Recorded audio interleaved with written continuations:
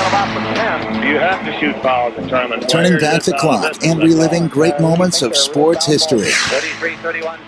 The glory days of the athletes, coaches, and the personalities that shaped sports. The Sports Time Machine.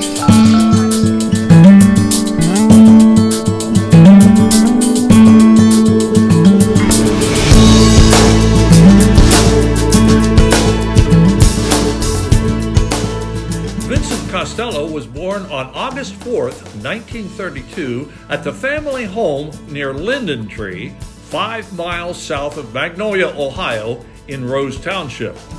His parents were William Costello and Celesta Mena, who were both born in Greci, Italy. William arrived in 1909, and Celesta arrived in the Magnolia area 5 years later. They were married in 1914 in Magnolia. Vince's father worked at the Whitaker Greer Company as a gang setting boss at the Magnolia plant. His son Mike would later succeed him in that position. The family moved to Magnolia soon after Vince's birth. All the Costello children attended and graduated from Magnolia School. Vince was the youngest child. His siblings were Mike, Josephine, Rose, Bee, Lee, and Nick. Vince excelled in baseball, basketball, and eventually football at Magnolia High School. In 1948, Vince was the quarterback on Magnolia's undefeated 6-man football team. That year, they won the Eastern Ohio 6-man football championship. Vince attended Ohio University from 1950 through 1953, where he began with a basketball scholarship, but became a two-sport star at baseball and football. He was a starter on both of those teams. In 1953, Vince signed a contract to play baseball with the Cincinnati Reds. He played in their minor league system for 3 years, traveling on teams from Burlington, Iowa, Duluth, Minnesota, and Wausau, Wisconsin. He played 123 professional games before getting called to the service. In 1956, Vince was called to serve his country. He was in the Army Air Corps, attaining the rank of lieutenant. By the fall of 1957, he was 25 years old and returned home ready to return to baseball. But there was a chance for a walk-on tryout with the Cleveland Browns, where he started his pro football career. He played at 6 feet tall and weighed 230 pounds. In the off-season, Vince was also a high school teacher. He coached varsity football at Big Walnut High School for a season. Then he coached basketball at Delroy High School for 1 season. Vince married his wife Sally Dutton, who was from Massillon. They were the parents of 7 children: Carol, Kay, David, Ann, Sue, Mary, and Tricia. They were blessed with numerous grandchildren. From 1957 through the 1966 season, he started every game as the middle linebacker for the Cleveland Browns. He played in 3 NFL championships, including the 1964 win over the Baltimore Colts, when he had an important interception in that game. But a real tip of the orange helmet to the great Vince Costello. Great linebacker, number 50 right there for those Browns teams from 57 through 66. He had an interception in the championship game against the Colts. Tough guy, played at Ohio University from Magnolia High School. What a real bruising linebacker who loved playing for Paul Brown in that Browns uniform. Vince Costello, veteran linebacker. Watch Vince make the tackle on this play. He's number 50.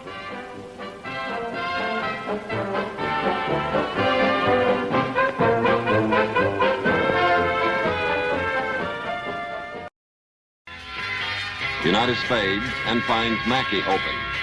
Mackey is unable to hold the low pass, which is intercepted by Vince Costello at the Cleveland 29. Middle linebacker and 10-year veteran Vince Costello is usually in the center of trouble. When he blitzes, it's always a direct hit.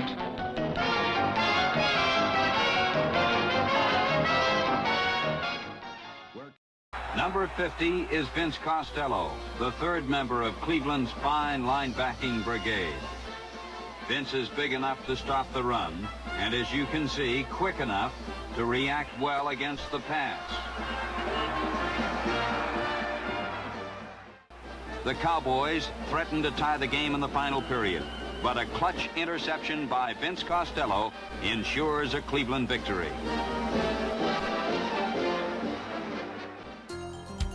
Paul Wiggin, NFL player and coach, recalled being Vince's teammate and roommate for 10 years. Well, he was an absolute legend. I mean, the story of him making the team, I was there for that, and it's a great story. I mean, Vince was all he thought about when it came time to go to try out for the Browns the second time, actually. That was the only thing he thought about, and he was just obsessed with it, and he finally, we would sit in a little restaurant down in right in a little local town there and have a cup of coffee at night. And we would cut the team, and he'd always have himself and me on the team, as on the rookie team. But he was so obsessed, and he told me, he said, Paul, I pray every night to make this 1957 Cleveland Brown football team. He said, I'm going to make it. I'm going to make it. And he just would so obsessed. By the time my rookie years were over, I believed in prayer, because when the first game started, we had two rookies who started for us, and that didn't happen much in those days. One was a guy named Jim Brown playing running back for us, and the other was a guy named Vince Costello playing middle linebacker for us. So it was amazing, and I think if you don't believe in prayer, if you'd have been around Vince Costello when he was trying to make that football team, when the final was over, you would have believed in prayer, because Vince just every day got better and better. It was amazing. I think if you were around him as a roommate, I mean, it might be 3 a.m, and he would wake you up. He'd go, wake, hey, wake.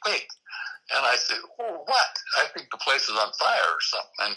And he would say, what do you think about if we did this and you came around like this? And I said, Vince, it's 2 a.m. And he'd say, well, yeah, but I didn't want to forget that. I want you to, finally, he met a girl named Sally Dutton, and I thought, well, he's finally got another interest, and so he wasn't quite so such a pest at night. But he well coached all along with Paul Brown and Blanton Collier, and we really were a team. Vince was really an important part of the team. I mean, the middle linebacker is kind of the defensive quarterback, and he could do a lot of things athletically that a lot of linebackers couldn't do. In 1967 through 1968, he played for the New York Giants. The team voted him captain. After his retirement from playing football, he joined former coach Paul Brown as the linebacker coach for the Cincinnati Bengals from 1969 through 1973. In 1974, he became the defensive coordinator for Don Shula and the Miami Dolphins. From 1975 through 1978, Vince served as the defensive coordinator for his former teammate Paul Wiggin and the Kansas City Chiefs. Vince was a perfect coach in the sense that all he thought about when he got into football was football. And he was and creative. He always had new ideas. They were constantly flowing from him, and he was good for me. We were good. We had some battles, but we were good together. After retiring from coaching, Vince opened Costello's Greenhouse Restaurant in Kansas City. It became a top spot in the Kansas City restaurant scene in the 1980s and 90s. The business boomed until its closing in 1997. While enjoying his retirement, Vince started a sports collectible business. He supplied autographed figurines to the Hall of Fame for years. Vince purchased a farm and converted it to a boys' camp called Skyview Boys Camp. It was located near Millersburg, Ohio. It operated from 1960 through 1966. We had the boys' camp. I didn't have much of it. I had a small part. Shaffrath had a small part. Groza had a small part. Vince had a big part. But, and it was good. The camp was Vince. Vince was perfect for running a camp. Some achievements and honors of note include Vince was an NFL champion and played in 146 NFL games over 12 seasons and started in 140 of them. Vince holds the Browns record for interceptions by a middle linebacker in a season with 7, and a record by a middle linebacker for his career with 22. He also has the fumble return for a touchdown team record. He shares that with a few others at 2. On January 28, 1965, was Vince Costello Day, held at Sandy Valley High School, in which hundreds were in attendance, including many Cleveland Browns teammates and his high school football coach and teammates from the 1948 undefeated Magnolia team. In 1968, Vince was inducted into the Ohio University Hall of Fame. In 2002, Vince was inducted into the Stark County High School Football Hall of Fame. In 2011, Vince was inducted into the Cleveland Browns Legends Club, the Cleveland Browns Hall of Fame.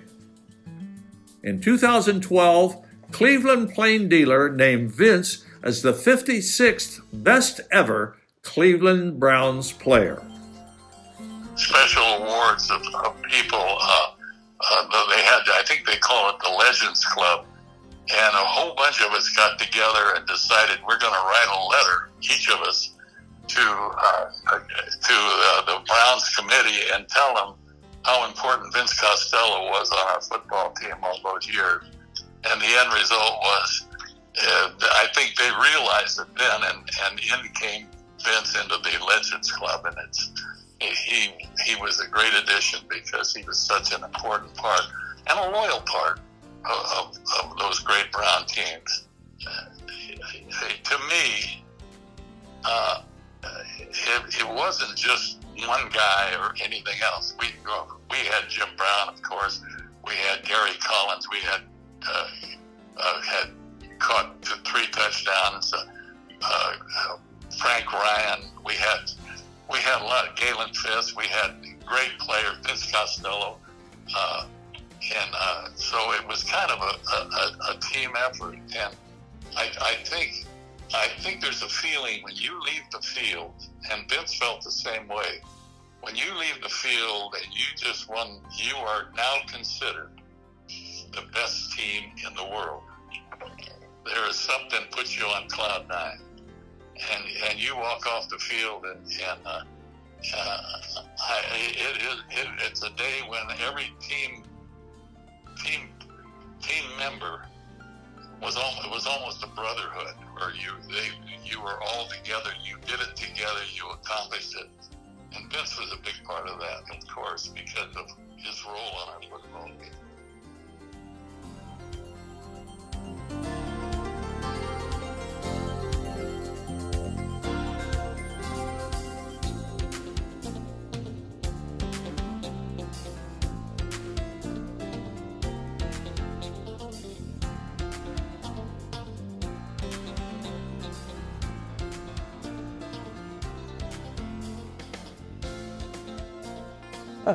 But I enjoyed growing up in Magnolia. You know, it was a friendly town. I enjoyed my school years. I enjoyed all my athletic endeavors, and I like coming back to Magnolia. You know, it's always a pleasure to come back. You know, and especially when I had all my family here. You know, and wish them Merry Christmas and everything. It was always fun to be in touch with them, and so it was a great experience. I had good brothers and good sisters. Great brothers and sisters. They were all.